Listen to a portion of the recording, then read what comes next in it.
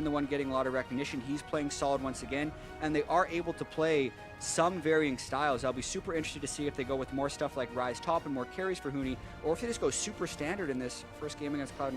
Well, we'll have to have a look here as fans aren't actually through. Can't see them quite yet, but can inform you guys. Braum and Bard over on the Immortals side to start things off, and Ryze and Vlad, as you can see there on the red team. So pretty standard stuff so far. Rek'Sai though banned away from Meteos, but actually kind of some respect there from Reignover. Yeah, interesting how they would throw that Rek'Sai ban out with the first pick. Having Ryze and Vladimir banned by Cloud9 are really just banning some of the S-tier mid laners. In the Cloud9 Team Liquid series, we were seeing 4 and 5 mid lane bans sometimes thrown out here. And I mean, Cloud9's still on that train with banning 3 power pick mid laners super early.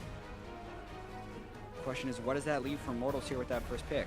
And I've noticed that a lot of these power mid laners kind of leave Victor open a lot, which is definitely a champion that both Pobelter and Jensen are comfortable with.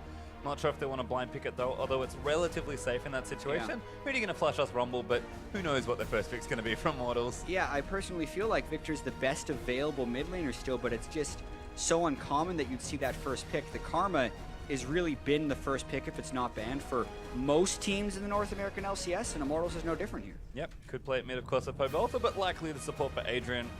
So we'll see how the draft moves on Cloud9 now with 2 picks to potentially take. Could have the Victor if they want to give it over early, but usually expecting a jungler plus 1 other. We'll see what Cloud9 have here for their first round of picks. Yeah, and we're back in with the fancy champ select, obviously.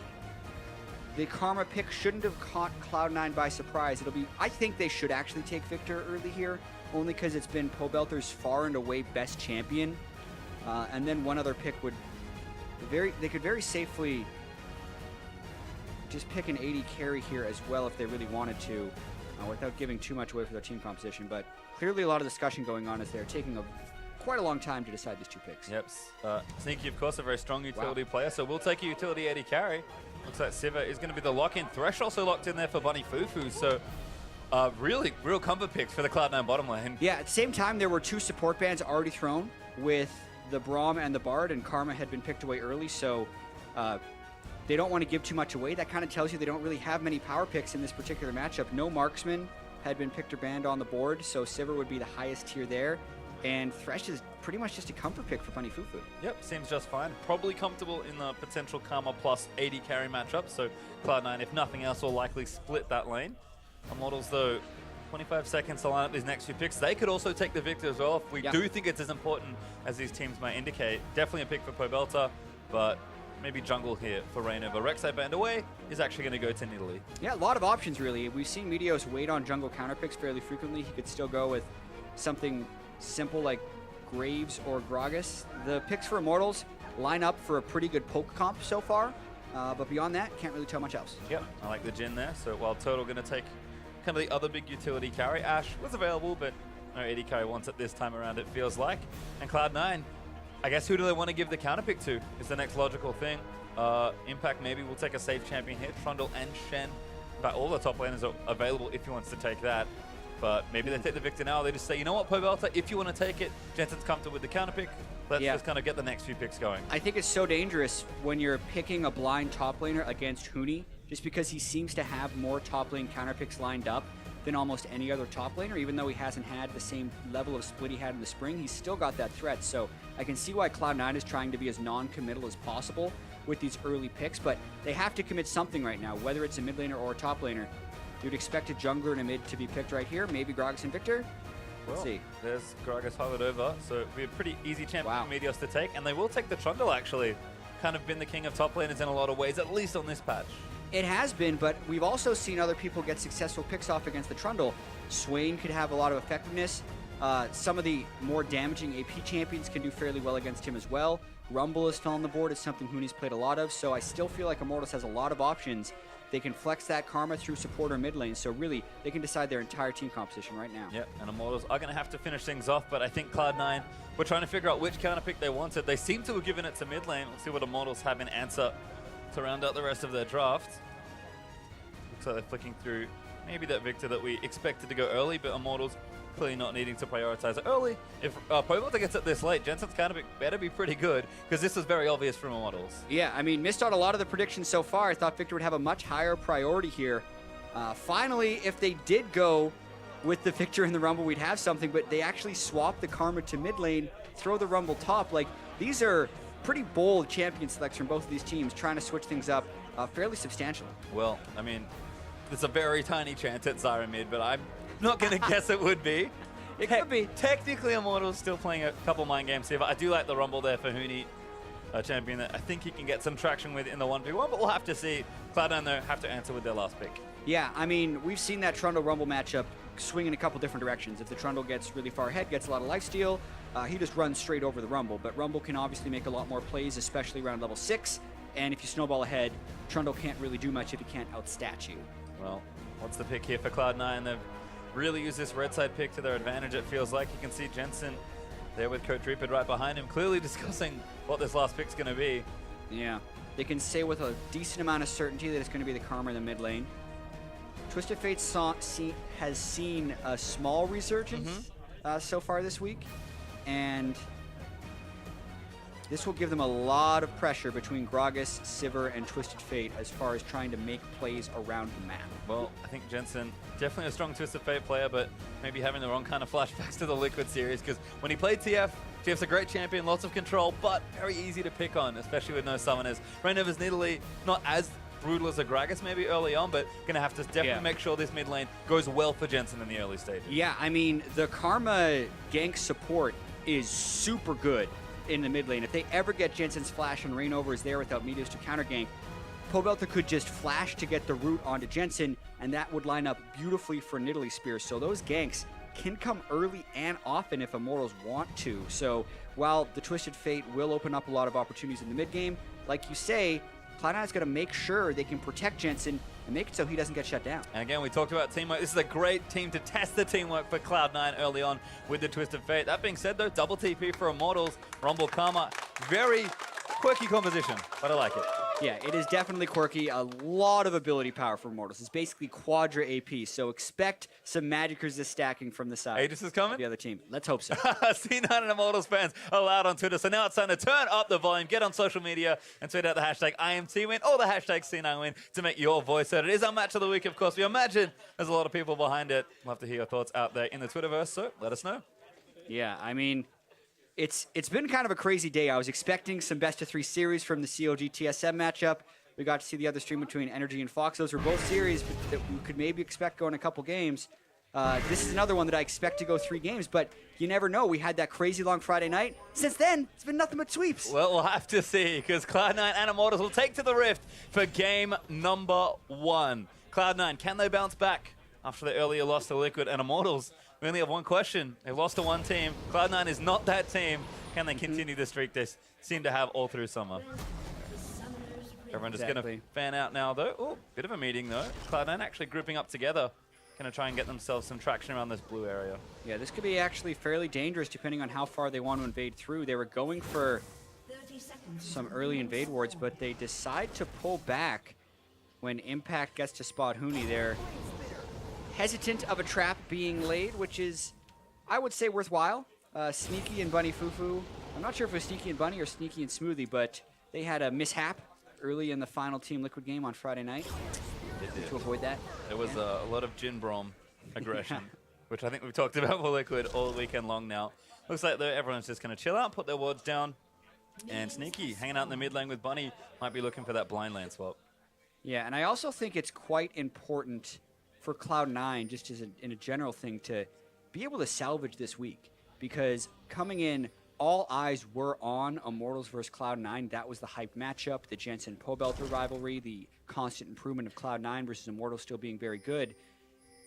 And Cloud9, because they lost to Team Liquid and now are up against an 8-1 team, could very well end the week 0-2, which would be a pretty big disaster as far as trying to move towards the top of the standings with teams like TSM staying undefeated. Yeah, and that's the thing, you know, they're pretty safe right now where they are, but more losses could start to threaten as the other teams crawl up towards them. C9 though continuing to jungle away. Meteos and Impact Going to double jungle together.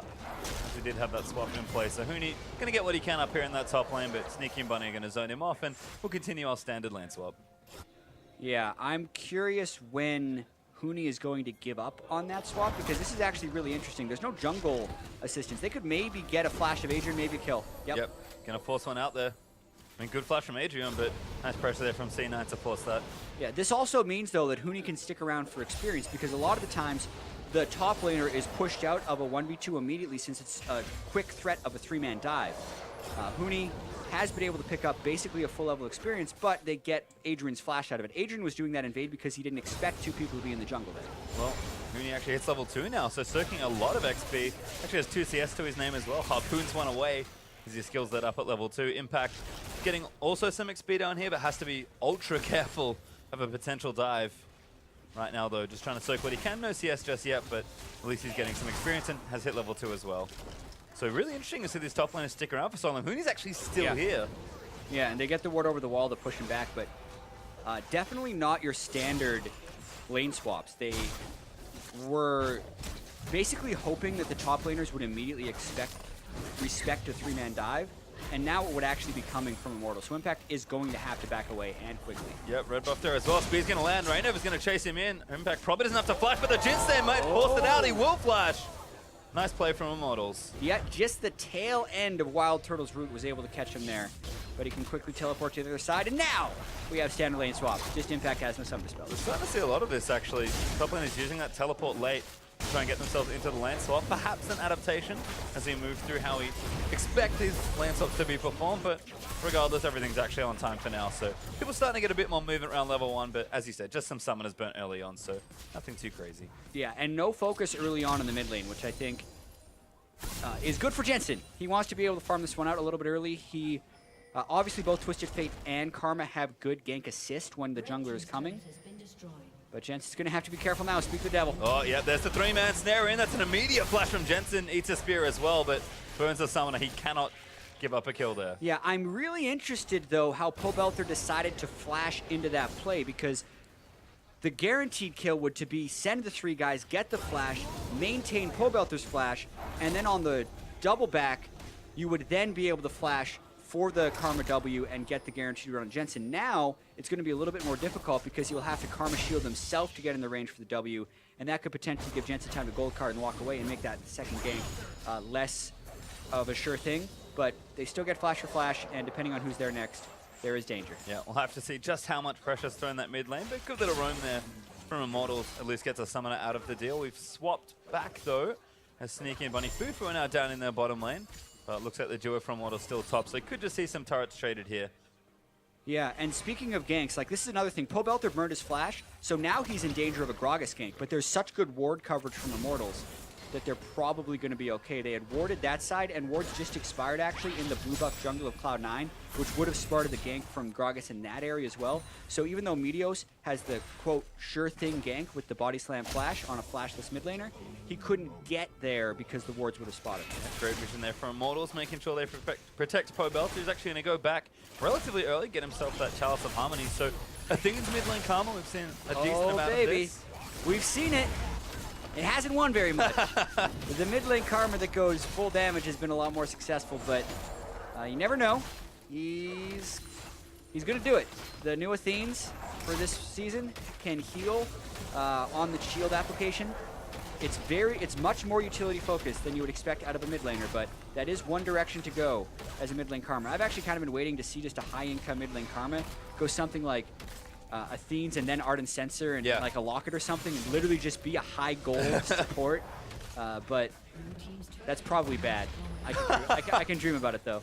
Well, we'll keep an eye out. You know what, Pobelter, maybe your dreams will come true today, Jat. Huni does take the gold there in the top lane. Turret Cloud9 push the bottom outer as well. So 2 turrets apiece as our standard lane swap continues. Turrets just getting traded here as Jensen thumbs up what he can. He's gone back for himself as well, and will be going Rod of Ages as his first item. So a little more normal on the Twisted Fate build.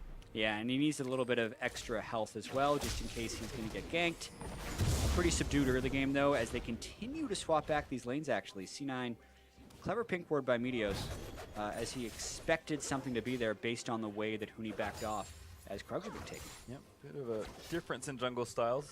here as we do early Tracker's Knife for Reignover, but more damage on the Hunter's Potion for Meteos. So level 6 now looking to make an impact. Funny FuFuu against near this mid lane, but Huni actually a potential target. 3 members of Immortals though. It looks like Huni been wondering a lot actually. Going over to the blue buff right now that Reignover's trying to steal, but this looks like Immortals side of the jungle right now. Yep, and it's because of the strong side, weak side of the map. There was 4 people on Immortals over on this side. Since the lanes have swapped back, they're basically trading where they can become strong. But I would say Immortals is pretty far ahead on tempo here, and we could be seeing a little bit of a turret race here. A lot of times it's a game of chicken of neither team wanting to back up first, but there's a pretty substantial early advantage here by Immortals. They're already 4 men pushing that turret. Cloud9's still stuck taking blue. Yeah, 7 not bad, but Jensen going to go ahead and get that blue. You can see Immortals already on it, so this is going down awfully quickly. 30% health left or so, and yeah, C9 behind on the play. And Reignover here as well. This push could just keep going. Yeah, look at the pings going down right here. If C9 goes back right now, that would be the way they stop it because they're pretty far behind. Or they could just trade all the way up into inhibitors. A lot of this does depend on the size of the minion waves.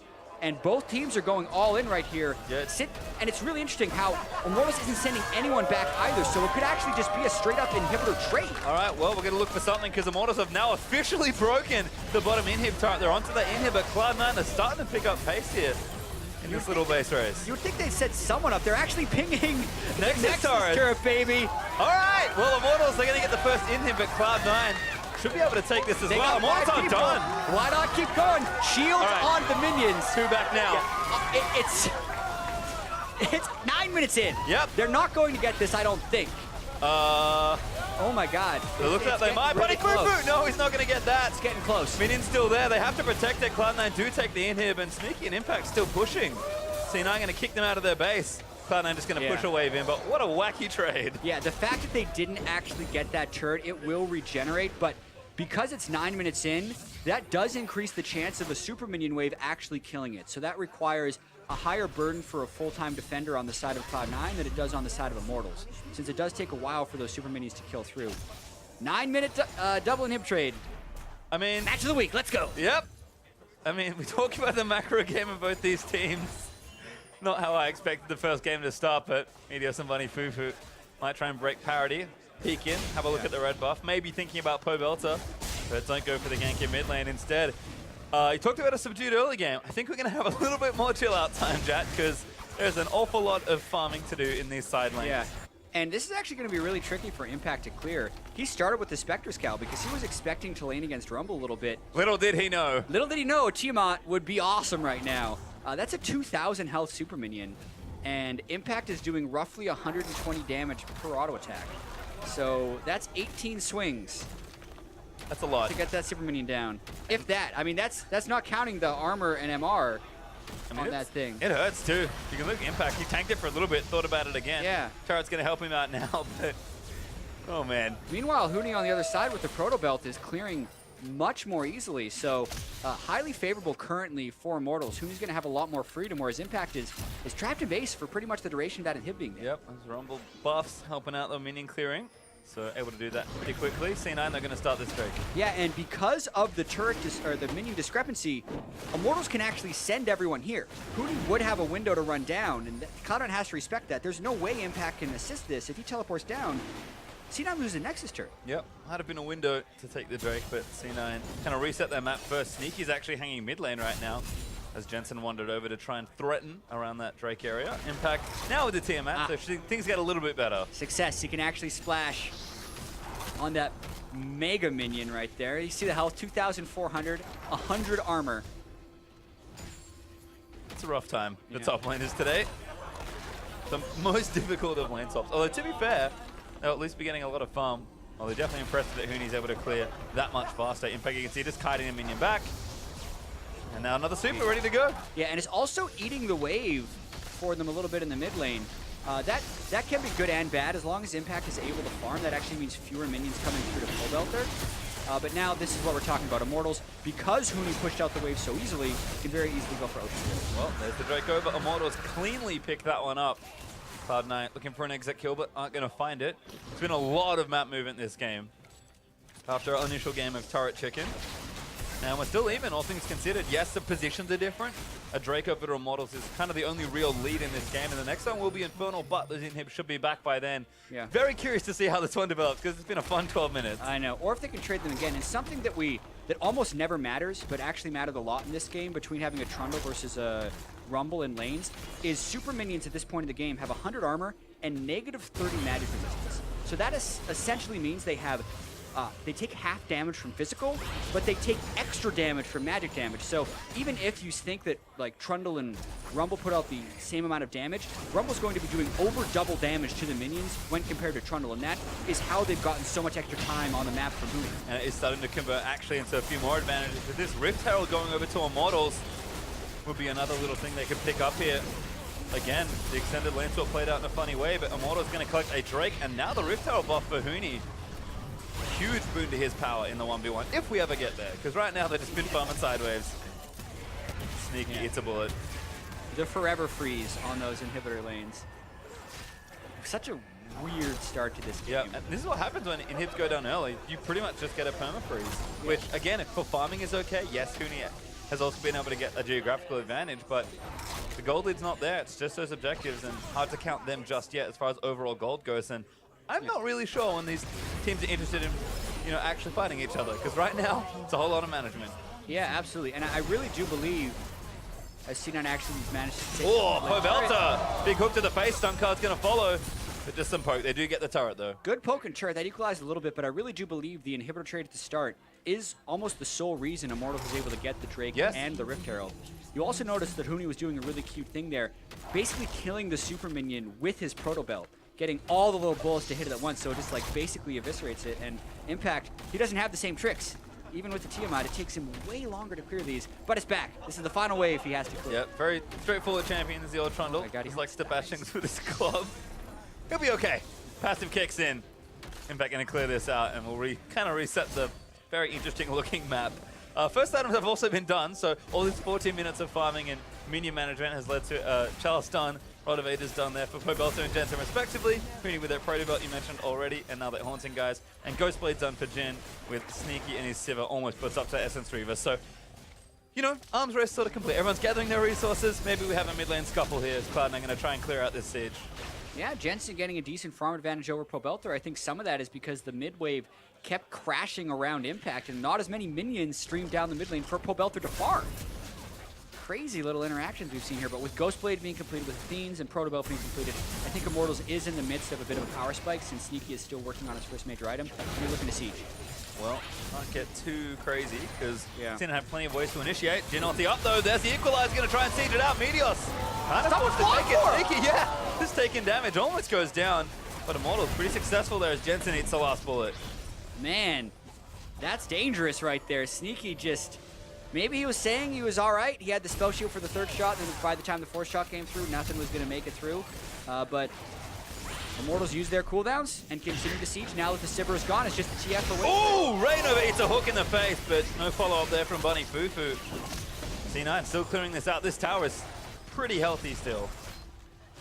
Yeah, and it is very difficult to siege against Twisted Fate and Sivir, because even if you knock one of them out, the other guy still has pretty tremendous wave clear. Sneaky also able to go down bottom and pick up a rather large minion wave. So I really wonder how long Immortals are going to stick with the siege, because they see Sivir, they decide to go for another round. Yeah, I mean, they've got the poke comp, right? Kind of makes some sense, but they can't actually break this mid turret. C9 will hold that pivotal point in the map. Reignover, though, clearing out some pink wards, still looking to throw those spears out from the flanks. Does have Runic Echoes done. Looks like Ryze might be next. Poke's hurting quite a lot, but looks like Immortals finally give up on their siege, and C9 able to push that wave back out. Yeah, and the farm is equalizing. I think the next Drake will be very telling on the overall outcome in this game, because with the inhibitors going down, it did just really stall out the game for 5 minutes. No one was ready for inhibitors to be going down. And if you ever played custom games of like what a 4v4 Summoner's Rift feels like, very slow. Yeah. Because basically, you have to farm, and that's what everyone does. They don't think about killing each other. So that's what happened when the inhibitor went down, is it just locked people into farming and basically turned it into a 4v4 game, and that's why we just didn't see any action. Yeah, curiously, that's actually going to push up to a pretty curious start to this mid game, because everyone's again going to have their farm, have their first item secured. Drake up in 55 seconds, probably our first big point of action. No first blood yet either. Cloud9 have been playing a lot of these like very heavy macro game ones in particular. Yeah. They've been winning, but we'll see what happens here against the Immortals, who are no slouch on the macro front themselves. It's really interesting because on Friday night, the game that Cloud9 did win against Team Liquid was the super sloggy macro game. And I think a lot of that was Team Liquid thinking, all right, they're not very good at macro, let's pick a split pusher, outscale, and win. And then it turned out that Cloud9 has actually improved heavily in that front. And then they actually ended up losing by getting overly aggressed on. But I think that's what's happening a little bit with Immortals right here is they are just kind of playing the macro game against Cloud9, and while it seems to have given them minor advantages with the Glimpse of the Void buff going over to Huni and the first Ocean Drake, as far as gold is considered, it hasn't given them anything real. And this first fight, unless there's a bunch of poke that goes down and allows the Ocean Drake to have an advantage, will be on even footing because the gold is very close. So it should be, as Infernal Drake is now live. Cloud9, you can see, prepping vision for it, looking for a pick first off. Funny FuFuu again gets a minion, but donates the gold over to Sneaky. It's like, hold on, let me get my Targon stack off. I'm going to hook this. I was ready for like some mad no-scope, like hook on flash play. Oh, Impact though. Oh dear. The first target flashes away. Zyra ulti burnt though by Adrian. Ignite down as well. Impact lives this time, but Meteos back in. Reignover going to get stunned up. He'll get hooked away. And first blood goes to Meteos. Woo, and it's going to continue. Here comes Huni. That's Huni with the equalizer. Going to ride in, look for that big Pobelter. Pobelter, they're getting locked up. Pobelter straight into the back. As Sneaky's going to be forced to flash out. Impact running for his life as Cloud9 have three low people on the front line. But that's a great exit there from Bunny FuFuu. That's why you get Bunny Thresh. He knows the angles. Impact and Meteos still have a little ways to run.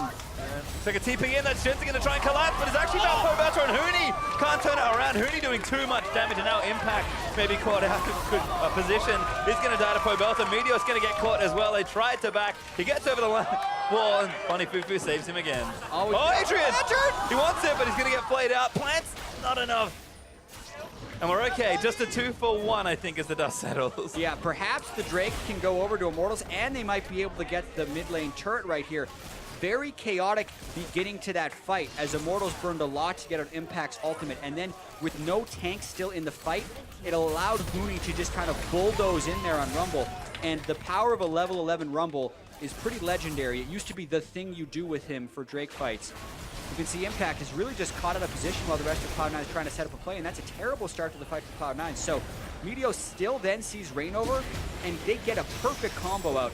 Even if the Thresh hook didn't land, Jensen had the gold card coming, but that means Huni can come in the backside. Actually has a pretty poor equalizer, but you can see how strong a level 11 Rumble is here, and it looked like he was about to clean up, if not for a very nice lantern from Bunny FuFuu's Thresh. And right here, Cloud9 could have actually escaped this pretty even. Meteos was going to be able to complete his recall, and Impact was most likely dead. But Jensen thinks he can get his assassination off, overestimates his damage. Pobelter has some magic resist because of that Athene's and some self-shielding, able to keep himself alive. And that makes it go bad for Cloud9, actually. Not the beginning, but the mid-fight decision by Jensen. Yeah, that re-engage not working out as Immortals also picked up the Infernal Drake in the replay as well. So gold back to even, but 2 Drakes now from Immortals. Starting to feel like a bit more of a significant lead. And Cloud9 with the Baron up. They're going to clear out that Scuttercraft just to make sure they keep vision on the appropriate side of the map. We'll have Ocean Drake spawning next.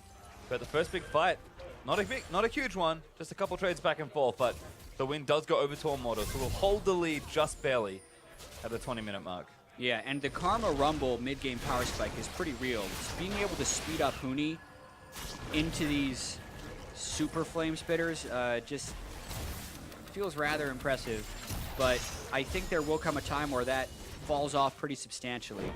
When we get these Spectres, Cows, and Aegises coming in bigger, which, you know, Cloud9 already has completed, actually, their teamfight damage is going to fall off a cliff, actually. So I think Immortals is going to have to continue to push the pressure here. Well, what we should do is Impact starting a bit of a split push here in the bottom side, but doesn't want to go too far forward. Pobelter actually has been answering this side lane, so able to efficiently farm 2 different side waves. Our Immortals with that double TP. Maybe that will be the deal breaker in the late game split push scenario, but as it stands, Immortals just trying to, again, move around, push the waves up, get some pressure, get some poke, and Cloud9 pretty much stuck here answering minion waves, which for them, I think is probably just fine. Everyone's still scaling. They'll happily wait till the next objective, I think, and will again kind of slow things down during this phase. Yeah, speaking of scaling, WildTurtle's build confuses me a little bit. A lot of times you'll see the Ghost Blade, and then it's like, all right, he's going Maw or Dusk Blade second. Or you go for the Essence Reaver, then your Zeal item, then your Infinity Edge. He's gone for Ghost Blade and then a Rapid Fire Cannon, which is his Zeal item. So he's gone a mix of both popular Jhin builds. So he's not super crit scaling, he's not super early game. He is just kind of existing on the map right now. I'll be curious to see how he completes that build, whether it's Duskblade style or if he goes right into an Infinity Edge and Essence Reaper. Perhaps favoring maybe some mobility as Meteos gets tagged by a spear. Ryze's done for Reignover, so those spears could actually lead into some chases, but WildTurtle not ready for a snare, just clearing out mid for now. Making sure he gets those. Where is Meteos going to get lanterned out? But again, Huni, Leandri's done as well as that Proto, but he is hurting everyone at this stage, despite the MI that exists.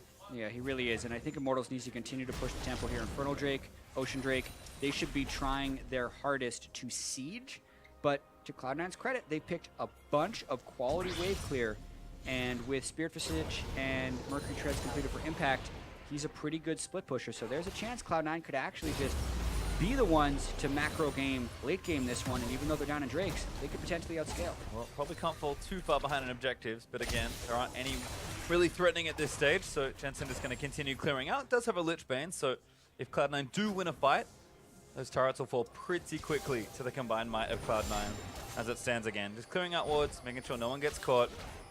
Both teams doing a pretty good job keeping some vision up, although Reignover and Adrian getting queued. Gonna find Meteos, tags him up, but there's the Lantern again. Zyra ulti burn, but it's not enough. Meteos! Oh, he has to flash out of the way, but now the Jhin ulti opens up. Pobelter around the side as Huni comes in as well. Sneaky gonna go down. Pobelter will claim that kill as Jensen almost gonna get sniped. He's forced to flash out. Wow, everyone on Immortals piled in there. Double TP used from Pobelter and Huni there to really get in on Cloud9's backline. Sneaky used ult, flash, heal, and really everyone on Cloud9 was using their flash to escape and still couldn't do it. 23 minutes, they get a big fight, and they turn for Baron. But C9 might be trying to stop this. Impact, Bunny, and Jensen are going to be here. Jensen's here as well. They can't see them. Vision wears off for now, but Impact now going to go in. The Baron awfully low. They probably can't take it. Impact, he's just going to try for a steal, but he doesn't get it. Bunny, make sure he gets out safely. Yeah, noble attempt by Cloud9, but smart play by Immortals there. Instead of trying to peel for a fight on a 22-minute Baron, which they only have so much time on before they get chunked down, recognize that Meteos is dead. The steal is pretty much an impossibility as long as Reignover times it, and they get it. This is how it started, though. Meteos is too much chain CC. And there were too many plants on the Lantern, so he flashed away afterwards. But the delay while they were trying to wait for Meteos to come to them gave time for the double TP from Huni and Pobelter to really get in there. And I think a smart item choice by Pobelter as well. He had built up the components of a death cap, but decided to complete Void Staff first because of all the magic resist stacking that is obviously going to be coming from Cloud9, and that allowed him to do some more damage in the last fight. And Immortals now powered up with Baron, going to knock down their 6th turret of the game. They just plow through mid for 2 as they're going to look to break here as well. Don't forget that bottom inhib is still exposed, so Immortals breaking here means a whole lot. Yeah, Cloud9 getting run over a little bit. We knew they kind of had the scaling, but they couldn't keep up their wave clear, and Immortals was able to find the fight. Immortals still playing very aggressively with this Baron. Yeah, Huni is playing frontline Rumble right now. Just not afraid to go in at all. Plenty of protection as well. And that's an inhib going to be falling down. Cloud9 can't defend that one. Sneaky, it's a snare. And Immortals might just go straight down the bottom. There's a huge wave built up. And it's a pretty awesome poke composition from Immortals because Zyra is such a great counter initiator. So if C9 does try and go in, they're going to have to go in through a Zyra. He just wants it, but Adrian only wants to get knocked back. He just ultis for protection. And Impact eating damage on the front line. Jhin ulti opens up. There's one. 2 lands on a Bunny, equalizer down. They're going to try to stop him. Last bullet hits Impact, but Immortals are just straight in for it. Jensen sums up Huni on the front line, but Impact tanking a lot of damage from all those APs. Cloud9 low, they might have to back away here. It's such a massive empowered minion wave, though, that's been just moving into the base. It gives them enough time to take down the second inhibitor in such a successful push. Meteos locked down as well, but will escape this time. Jensen has the ulti. Does he fancy it? Want the flank. Immortals is really low. Yeah, Impact goes in and maybe looking for WildTurtle, but he gets out of the way. Reignover's going to clear as well, and Jensen cannot find a target. Jensen was a little bit too low to be able to teleport into a dangerous location. He's also gone for the Lich Bane Roa build instead of going for an early Zhonya, so he can't make those risky plays teleporting into the middle of the team. Maybe they can get an Ocean Drake after this one, but at what cost? They lost 2 inhibitors phase 3. This is the consolation prize. Cloud9 will collect the Ocean Drake for themselves, but Immortals, Gold Lead's not even really there. They just have honestly been outplaying C9 around the map and using an exquisite looking comp to just run through 2 different inhibs. This is a... If you thought the first inhib was problems for both these teams, Cloud9 have so much mid-game pressure to go through now. Yeah, and this looked a little bit more like the Immortals we saw last split. They've been playing maybe a little bit more measured in some of their games here, but it just felt like they were playing incredibly fast. And that's what I always like to say when talking about Immortals, is how fast they can play while still being mostly clean. They play at such a pace that the other team will be making big mistakes because Immortals makes very fast decisions that are usually right. And that's what happened when they're able to make the initiations happen in the mid lane, the way they turn for Baron, and the way they cycled into the 2 inhibitors here. All very fast and good from Immortals. Now with Baron still being up for another 10 seconds, they'll have one wave to crash into this next turret and maybe get even more. Well, big credit to Immortals' decision making, but this one is thankfully very easy. They'll just walk through top lane with 2 other waves pressured by Supers. Immortal just going to charge forward and try and do this the old school way. Again, the wave clear is pretty much there for Sneaky and Jensen, but Immortals are happy to wait for that pressure to just fire in. Yeah, and with 2 exposed inhibitors, it's a little bit easier for them to get the flank. Meteos was going for a flank.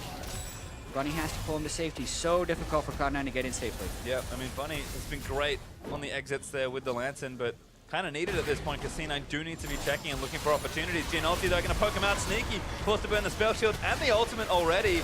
Last few boards going to get tanked by Impact. Meteos on the side trying to do some work with Impact. Again, taking up too much damage. Huni goes golden in the front lines, but Adrian's been picked out. Sonics as well has already finished one. Huni, though, is going to go down, and Cloud9 starting to fire back. Pobelter eats a stun, but the Zyra ulti is massive on the front lines, and Cloud9, they just can't complete the rest of his kills, but Jensen, he wants in. Can he make it? Meteos back in again, but Reignover takes him out. Jensen up to the side, but goes a little too far forward. Bunny trying to make a hero play, but it's going to cost him his life, and Jensen's too far to the left. Yeah. Sneaky under his turret, cannot escape. I mean, that was not a good start to the fight from Immortals, but they have the lead and they're willing to push the tempo! Spear! Doesn't go for it. Jensen Jensen's actually fast. back. Reignover hops away, might die here. Shield's good there from Keep Karma. hopping. Hop away. Got too much healing. Adrian gonna threaten, and Immortals low, but they're gonna keep going. Jensen flashes in, a desperate play, God. but he's got snared up. Adrian's gonna take him down. They're still going. It's just Sneaky. They're actually trying to tank the last Nexus turret. Teleporting it on Jhin Trap. Almost enough. As Huni, the most aggressive of plays. Protobelt's in, Bunny back in. These death timers aren't that long. This is just mind-bogglingly risky from Immortals, but this is how they can play sometimes. They're feeling so comfortable, but they are right on the edge of getting full wipe. Oh, It haven't happened yet. Adrian, now gonna die maybe. Yes, does fall down. Ran over the next target. Meteos gonna bump him back in, but that's not enough for the kill. Meteos actually collects the double and might look to escape with his life. Huni, though, getting chased down by Impact. WildTurtle takes out Sneaky on the back end, and the next is still exposed. This isn't enough. Turtle, get him! Bunny's gonna shoot him down. Also get shot down. Huni's still alive, by the way. And now hitting the Nexus. I think Immortals have won the game. Jensen going to try and stop them, but Huni is a little too far ahead. Pops the shield. Meteos going to cancel it down. They are going to get him, but Pobelter, look at it! The Oh my goodness. And it does end. Oh, baby. Yeah, pretty big smile coming up from Pobelter. You know how a lot of times in League of Legends casting, you think, okay, they got a few inhibitors down, they're low. The smart play here is to recall, get your health back because the game is pretty much sealed. Immortals didn't care about any of those things. They said, you know, we could probably end the game here, even if it will cost all of our lives and end our kill sprees and give Cloud9 a chance to come back in the game.